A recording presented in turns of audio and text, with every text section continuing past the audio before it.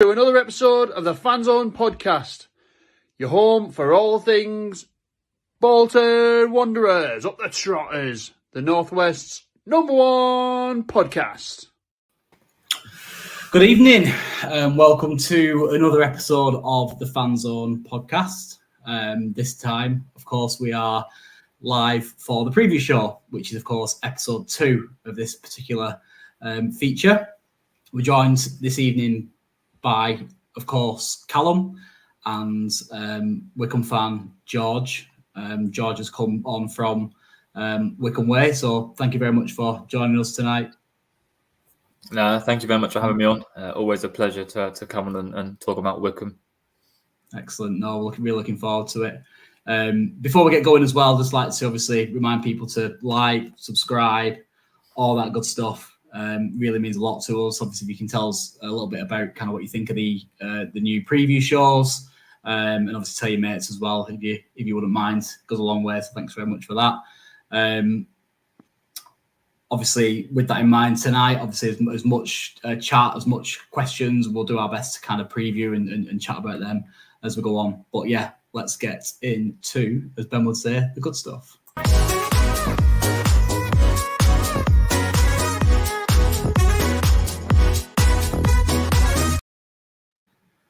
So, going into tomorrow, then I'll start with you, Callum, if you wouldn't mind. Obviously, from a tactical standpoint, what are you expecting from Wycombe tomorrow? What do you see as our main challenges when it comes to the fellow Wanderers?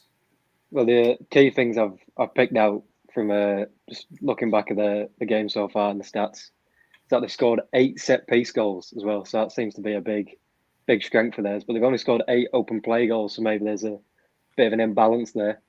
But they also don't they don't have a lot of the ball. Well, they do, but 43.7% on average so far this season. I mean, it's not loads. What do you think, George, about that? Because from what we've seen, that you like to play a bit, but having less position, it's interesting. We've certainly got more of the ball now than we might have done under Ainsworth in recent years. I think we're still in that sort of transition from a sort of a long ball direct team to a team who's going to sort of pass it around a bit more and try to work the space in that sense. The football is better to watch. It's getting bums off seats a bit more than an Ainsworth style of play might have done. But I think it's fair to say that we're still not controlling games in that way that you might do with your possession stats. But it's certainly not like we were 3 or 4 years ago. But it's just a long ball up to Akinfenwa. It's now very much there's a lot more passing going on, but it's more effective passing rather than sort of your teams that pass it around the back for the sake of it and sort of don't do much with it.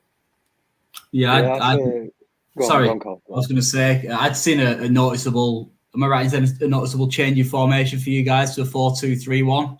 Is that something that Matt Bloomfield, obviously your manager, has he introduced that himself? So we've moved to a 5-back now. Okay. I think what it is if you go onto like a sofa score or another sort of statistics app, where we're playing Luke Leahy as a centre back, they probably programmed to have him in the midfield.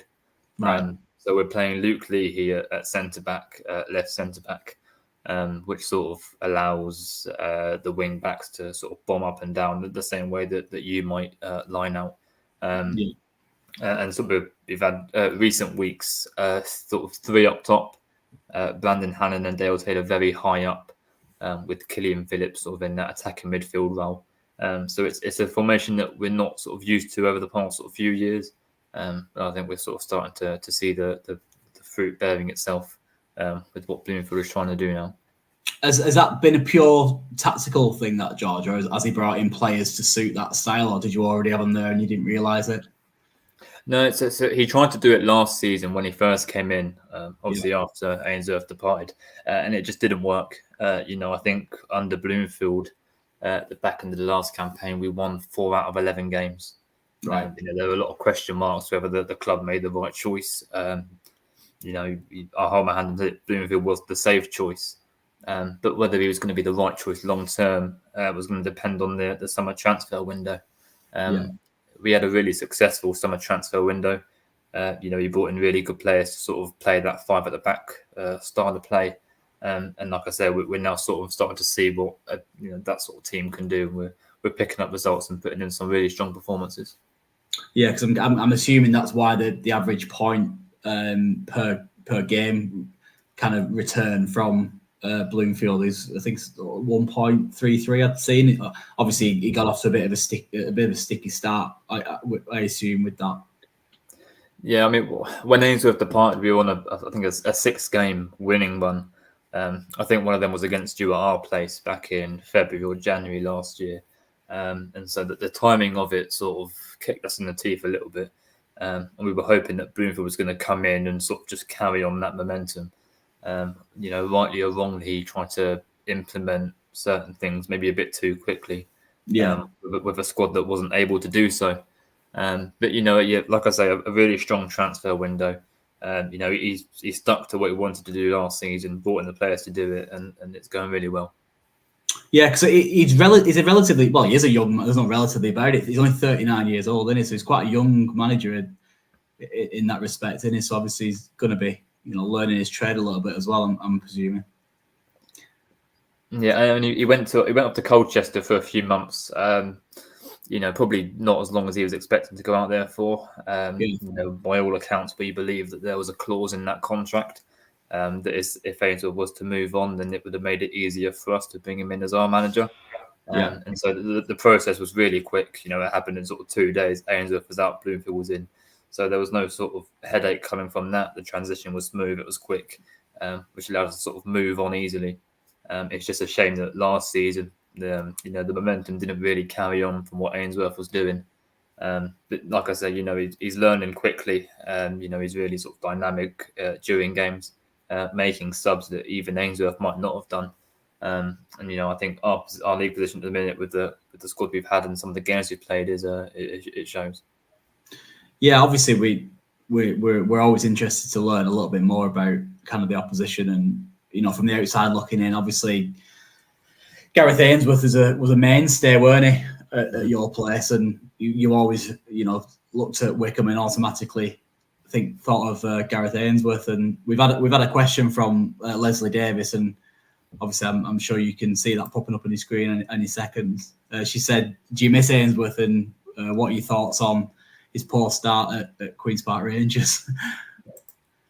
It's a tricky one. It's easy to say that if performances and results weren't going so well here, then we'd look back and sort of say that we miss him and we'd rather have him back. But I think that the football that Bloomfield is trying to play is sort of quality-wise, it's head and shoulders above what Ainsworth was doing. He was a really sort of good tactician. He approached each game differently, really effective style of football, but it wasn't pleasing on the eye. I think he's gone to QPR, where on paper there's a really, really strong squad, really technically gifted squad, a lot of flair in there. And I think it's just a case of he doesn't know how to use those sort of players. For years at Wycombe, he built a squad of hard workers, real grafters who were going to put in 110% of him every week. The squad we had would run through brick walls for him. It was never pretty, but it got results. And so, do I miss him? No, in the sort of the football sense. Fantastic bloke. From a purist perspective, you don't miss him, yeah. No, I mean, QPR fans are, they're rightly frustrated because there's a squad at Loftus Road who should be further up in the table than they are. But the football it wasn't pretty often enough. There was games where we turned on the style and we put in a good performance, but that was sort of once in a blue moon. You know what I mean? He got results. He did the hard work, but it wasn't pretty to watch.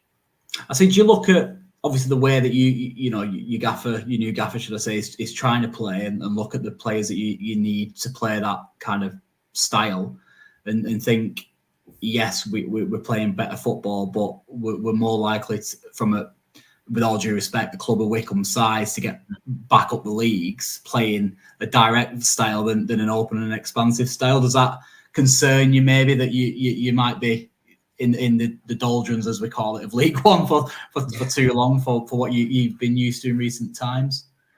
I think under Ainsworth, another thing, we were hard to beat. Just because of that defensive resilience. Some of the players we had, they put their bodies on the line week in, week out, and it made us really difficult to break down. We've already seen on occasions this season that sort of our defence could be breached fairly easily. So I think there's a little bit less defensive stability there.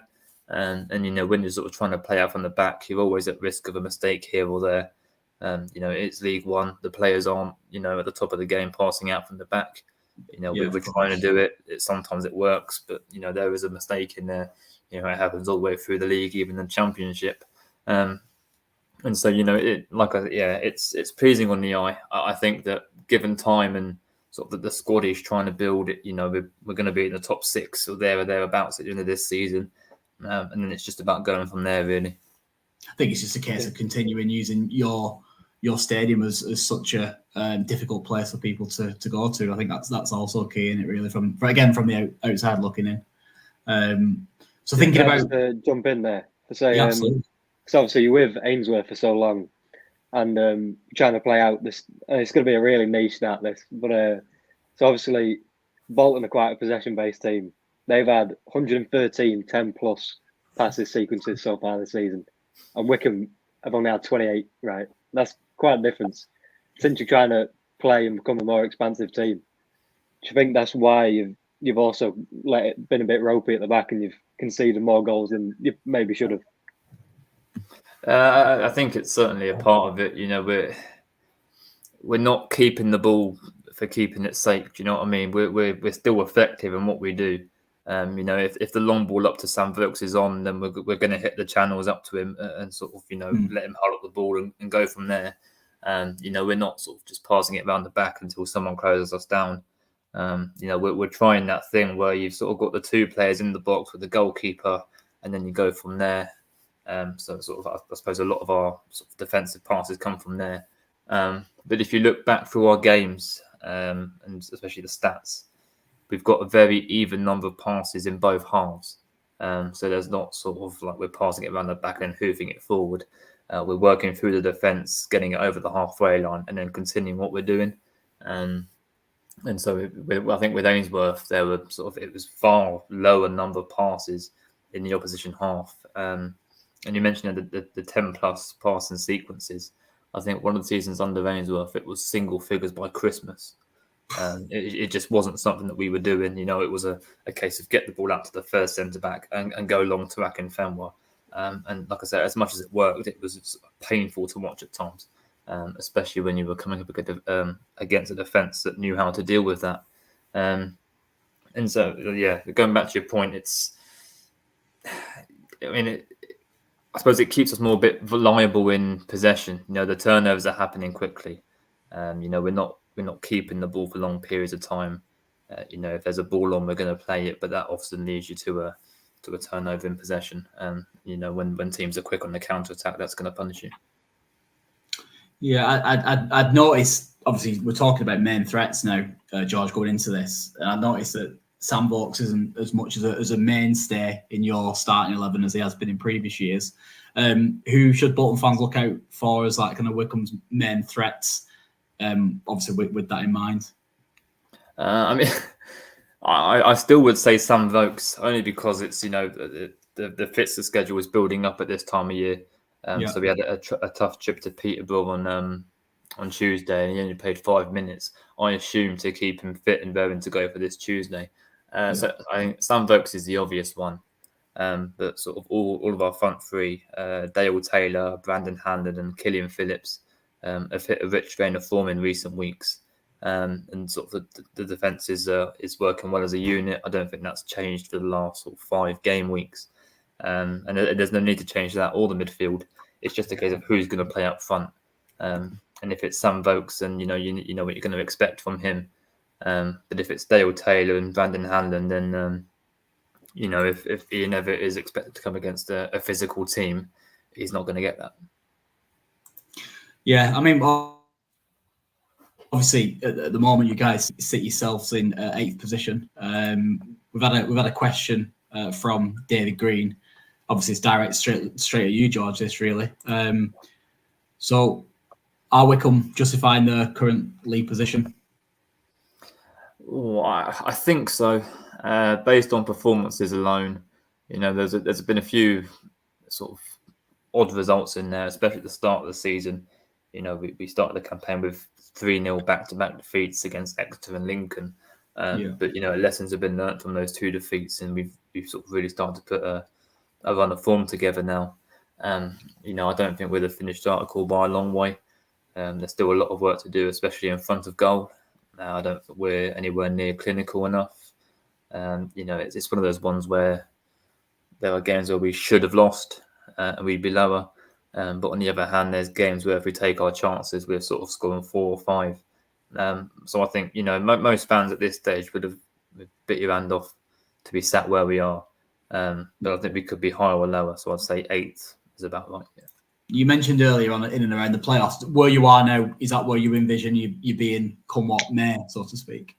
I'm sat here now, I think, yes. I think before a ball had been kicked, we were all just sort of happy with a sensible season, sort of not going too high, but not in a relegation battle, especially with the form that we sort of closed out last season with. There were sort of whispers that we could be in for a tough season, but sort of sitting where we are now with the squad we've got, I think anything less than a top 6 finish, I think Bloomfield and the boys will be disappointed with that. Yeah, because am I right? Do I recall that correct in saying that you finished 9th last season? Is that correct? I believe it was 9th after being sort of in and around that playoff picture for such a long time. A disappointing end to the season, yeah. Yeah. Callum, going to you, mate, are you able to kind of give us an insight into where you feel Wycombe's weaknesses are?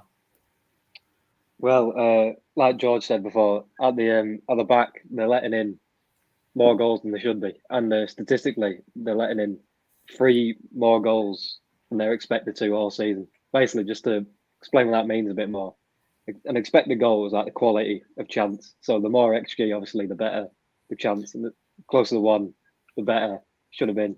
And so to let in 3 more than they're expected to at this point in the season isn't great. And maybe that is because of they're trying to focus in more on their in possession than out of possession stuff. Yeah. But also, from what I've seen, anyway, I mean, I could be wrong on this. Their pressing seems to be quite a lot better this season because they've actually had 8 shot-ending high turnovers. That just means when you win the ball in the final third of the defensive team are playing out, they're actually second in the league for that. So with Bolton's problems in build-up that they have had in a couple of games, especially against weaker opposition, then that could be a problem against an even better opposition like Wycombe. Yeah. What are your thoughts on that, George? Is that accurate? You see, obviously, statistics and tactics and sorry, it's not tactics, but figures like that are can never always paint a clearer picture. Is that accurate? Would you say? Yeah. I mean, I don't want to burst your bubble with the XG stat, but on Saturday we conceded straight from a corner, and there was a corker from Mason Clark in there as well. So I don't know if that's already sort of coming into play with those stats there. But I don't think the defence has been too strong. I think there's still question marks over what is our best back 5. I think Max Dryjack in goal. I think statistically last season, I think he was the best in the division. I think there's been a few goals this season where he'll be kicking him, so we didn't keep him out. And especially with the pressing stat, I think that's certainly something we've seen an improvement in. Respectively to Sam Vokes and Akinfenwa, when you're comparing it to recent years, that they're not pressing forwards. No. They're never going to be pressing forwards. No. And so now we've got a younger, more athletic front line. They're able to play that game. That paid off on Saturday, and it has paid off for a few weeks now. And so if they're playing again, like you say, it might cause Bolton some problems. Do you expect high press against Bolton, or do you think you'll sit off a bit more because they're obviously used to playing high possession system? It's a tricky one because if you go back to the game at your place last season, very early in the season, I think we went there and tried to press the ball, and you carved us open so often.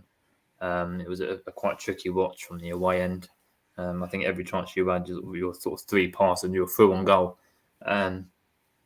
And especially against a possession-based team, it's tricky to go in and press the ball, because if you press too high against a team so good at passing out from the back and in the midfield, it's a case of 2-3 passes and you're sort of running against the defenders. And so I think Bloomfield will be sort of cautious about that. It wouldn't surprise me to see some Vokes down the middle with sort of two pacier, younger wingers either side of him. So sort of Sanvos isn't pressing too much, but then we're pushing up from the sides. I guess that goes back to what you said before, doesn't it, about the fact that Volk's only got 5 minutes in your last game, obviously kind of keeping him for this one. Going back to Gareth Ainsworth very, very quickly, and I'm sorry to keep mentioning him, George, but we've had a question from Chris, which I'm sure you'll find quite amusing. He's asked a question: do you still have pre-match pyrotechnics and heavy metal music since Gareth Ainsworth left? Touch wood, we've not had any fireworks since the departure, and long may it continue. I don't understand the obsession with fireworks in any sort of football match, never mind a Tuesday night game against sort of Bolton or any other team in League One. The heavy metal music seems to have died down as well. I don't know if the club DJ followed Ainsworth to QPR, but it's much more mellow now. Sort of a very sort of chilled atmosphere before kickoff. And so I'm hoping we don't see any fireworks anytime soon. And yeah, sort of the heavy metal Death Blade music seems to have gone as well. Yeah, you. The last time we obviously rocked up at your place, it was a pretty tight encounter, wasn't it? I think it ended 1-0. Did it back in February? Are you expecting a similar type of result tomorrow, either way, or? I'd expect a few more goals, only because the game last season, I think it took a real quality strike from Lewis Wing from a position he shouldn't have been scoring from. Otherwise, it was going to finish 0-0. And like I say, it was a really sort of cagey game. I don't think either side had too many opportunities. But I think this season, although we're not scoring too many goals, we are getting in the right positions. And it's sort of been a case for a few weeks now. If you ignore the big win at Fleetwood a few weeks ago, that you feel it's just going to click in a certain game. Whether that be tomorrow or not, I hope so, but I don't know. But you know what? Everyone knows of Bolton's qualities going forward, and so a Tuesday night game at Adams Park often delivers the goals. So I'm hoping in Wycombe's favour some more goals tomorrow. Yeah, I was going to ask. Obviously, you've touched upon with threats. What from the outside, from your perspective, looking into this, where do you see Bolton's strengths essentially, and where do you think we can hurt you tomorrow night, George? Certainly the attacking wing backs. I've noticed that Randall Williams got on the score sheet last week or the weekend. Sorry, and we know an awful lot about Randall Williams and the qualities he's got at wing back. So if he's going to sort of go up against our younger, more inexperienced wing back, he could have an enjoyable evening. And on paper, looking at your strike partnership, I assume you're still playing Adebayo and Dion Charles up front. Ad is a real big striker, a physical presence. So we might see sort of Tafazoli come back into the side to deal with him. And obviously, Dion Charles at this level is a very good footballer at international level as well. With Dale Taylor for us, and so it's a strike partnership that is too good for League One really. And if they're on it tomorrow, then we could be in trouble. Yeah, it's funny you should mention Randall. Actually, I know he played. Did he play 20, 30 times for yourself, something like that?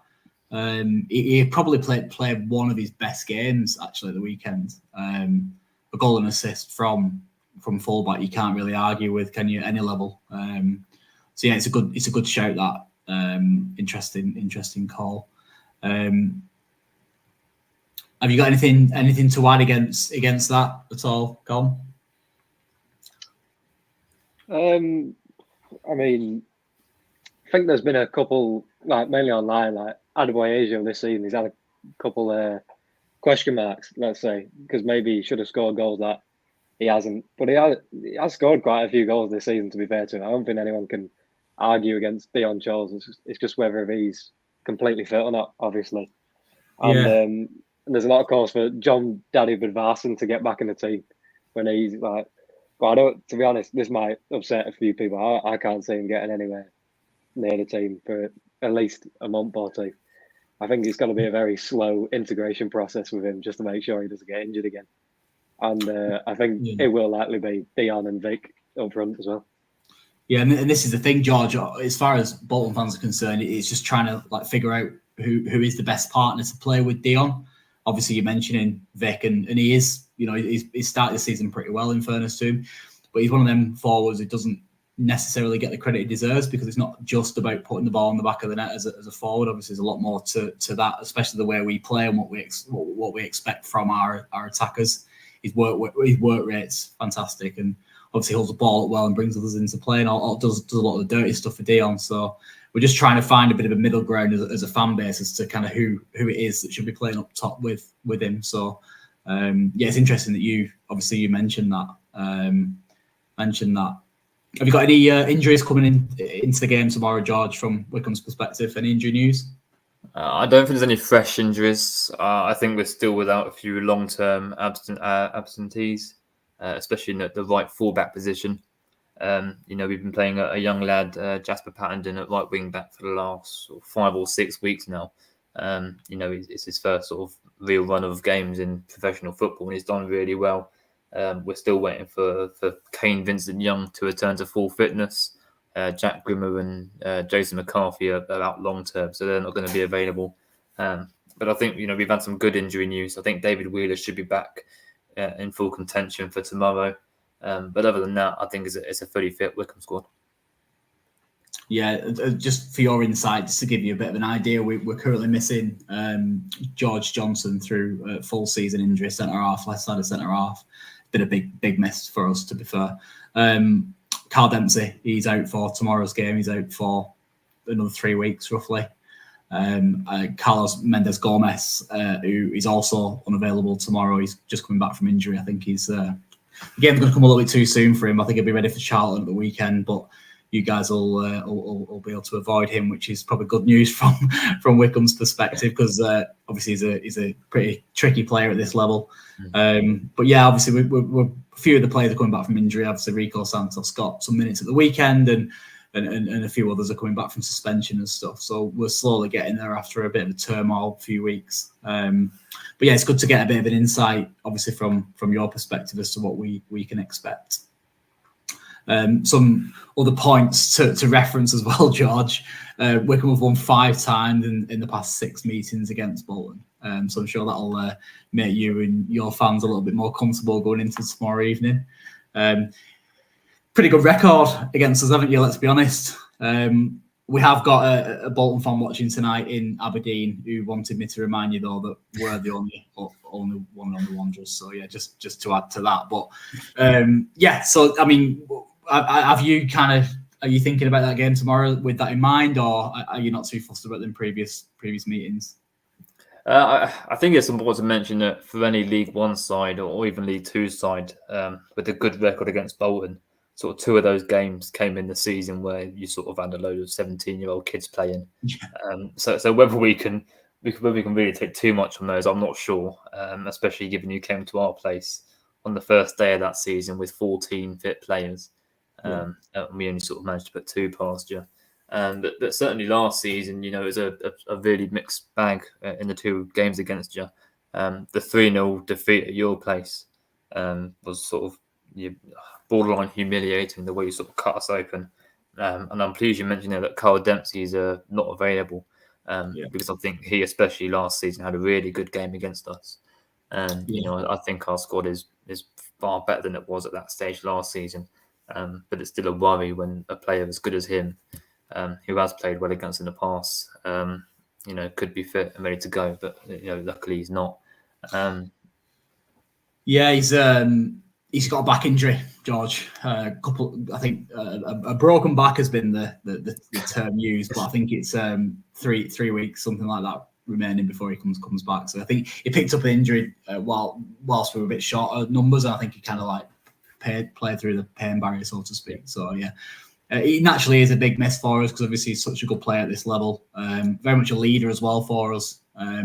So yeah, big miss, but I'm pretty confident that we've got players back into the frame that can kind of fill that gap. And one of Callum's favourites is young Paris Magoma, who's come back from injury, who's a pretty impressive young lad from Brentford. So we're thinking he could very well, plug that gap tomorrow evening.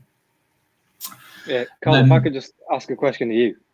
based on last game and what you've seen so far this season, and the set piece threat that we know Wycombe have now, would you make any changes from last game? Like, would you go with Morley again, or would you pick Paris, or would you pick, regards with Geffin, would you maybe leave him out because he's a bit small and he could be bullied by a big physical striker, and maybe bring Jack Iredale back in? What do you think? I think it's a good question. I think it'd be an interesting question for me to answer for George's benefit, really.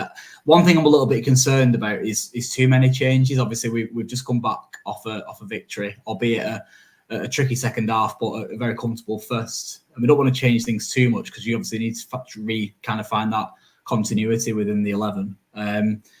However, with that said, Wycombe quite clearly still got a physical aerial threat. And I would be inclined to maybe change both fullbacks, maybe move Gethin Jones to right wing back. He still offers a little bit of height, resting Cogley, who, as good as he's been this season, very good, may I add, George. He's obviously played a lot of minutes and he could do with a bit of a rest. Also, he's just had a little baby as well, which for those who are lucky enough to have kids, it can be a testing thing. So obviously a lot of football in a short period of time makes a big difference. And also, I may be inclined to change the left wing back again. Although you did mention Randall earlier and he did play well on Saturday. I just think playing Jack Iredale at left wing back might give us a little bit more from, cover from an aerial perspective. And then that'll allow a five of Gethin Jones right wing back, Forrester centre half, Rico Santos central of the three, and then Owen Toll left sided centre half, and then left will be Iredale. Whether that's too many changes for a defence, probably, but I just think that them type of changes might help against a good aerial Wycombe side. Yeah, you're not wrong. It's just whether then you have enough defensive cover on the bench, because you are basically playing all your central defenders and you're playing five of them. So very true. Very true. It'd be interesting. Yeah, well, I mean, that just about ends it for tonight then, gents. But obviously, thanks very much for joining us, George. Greatly appreciate your time. Wish you all the best for the rest of the season, apart from when you, of course, play us. Kind of goes without saying. But thank you very much for joining us tonight. And we'll know that catch up with you pretty soon. Yeah, no, thank you for having me on, and safe journey to all the travelling Wanderers making a trip down from Bolton tomorrow night. Thank you very much. Look after yourself, George. Thank you. Cheers. Thank you. Bye. Bye.